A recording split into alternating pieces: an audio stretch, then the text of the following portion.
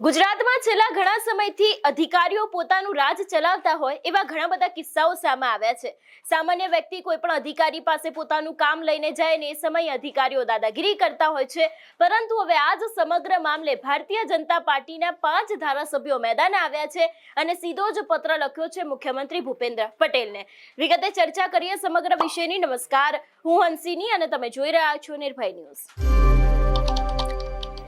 ગુજરાતના રાજકારણમાં અત્યારે ખળભળાટ ચાલી રહ્યો છે। એવામાં હવે ભારતીય જનતા પાર્ટીના 5 ધારાસભ્યોએ એક સાથે મળીને મુખ્યમંત્રી ભૂપેન્દ્ર પટેલને પત્ર લખ્યો છે। સૌથી પહેલા તો આ પત્ર કોના દ્વારા લખવામાં આવ્યો છે અને પત્રની અંદર શું વાત લખવામાં આવી છે એના વિશેની વાત કરીએ તો ખાસ કરીને શૈલેષ મહેતા જે ધારાસભ્ય ડભોઈના છે, કેતન ઇનામદાર જે સાવલીના ધારાસભ્ય છે, ધર્મેન્દ્રસિંહ વાઘેલા જે વાઘોડિયાના છે, અક્ષય પટેલ જે કરજણના છે અને ચૈતન્યસિંહ ઝાલા કે જે પાદરાના છે। હવે વાત કરીએ પત્રની, તો આ પત્ર ભૂપેન્દ્રભાઈ પટેલ જે મુખ્યમંત્રી છે એમને લખવામાં આવ્યો છે। અહીં પણ લખવામાં આવ્યું છે વંદે માતરમ સહ જણાવવાનું કે હાલ રાજ્યમાં ઠેર ઠેર વહીવટી તંત્રનો વહીવટ ખંભોળે ચડ્યો છે। પ્રજાના કામ જાણે આ તંત્રના કાન સુધી પહોંચતા જ નથી। એક સામાન્ય માણસને પોતાનું નાનું કામ સરકારી કચેરીમાંથી કરાવવું એ જાણે એક યુદ્ધ લડવું બની ગયું છે। રાજ્યના તમામ મોટા અધિકારીઓથી લઈને તમામ નાના કર્મચારીઓ પોતાની ખરાબ મનસ્વીતા દર્શાવતા થઈ ગયેલ છે। અધિકારીઓ જેમાં કલેક્ટર, જિલ્લા વિકાસ અધિકારી, પોલીસ અધિક્ષક, પોલીસ કમિશનર તથા અન્ય વગેરે પોતાને ગમતી સારી કચેરી બનાવી તેમાં સરકારશ્રીના સચિવશ્રીઓ સાથે વિડીયો કોન્ફરન્સના માધ્યમથી જમીની હકીકત, પ્રજાના પ્રશ્નો, ભૌગોલિક પરિસ્થિતિને જોયા જાણ્યા વગર ગુલાબી ચિત્ર બતાવવામાં આવે છે।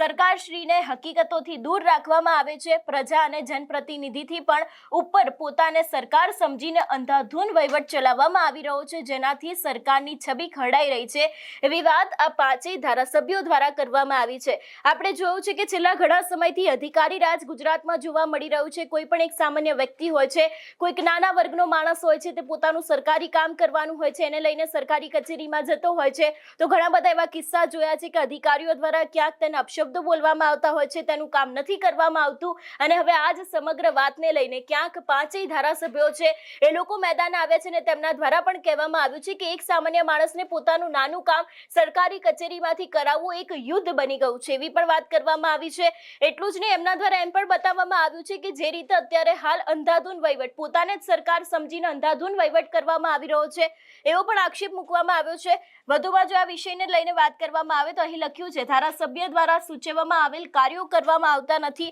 ઉપરથી અધિકારીઓ દ્વારા પ્રજાને કહેવામાં આવે છે કે તમે ધારાસભ્યશ્રીની મદદ કેમ માંગી।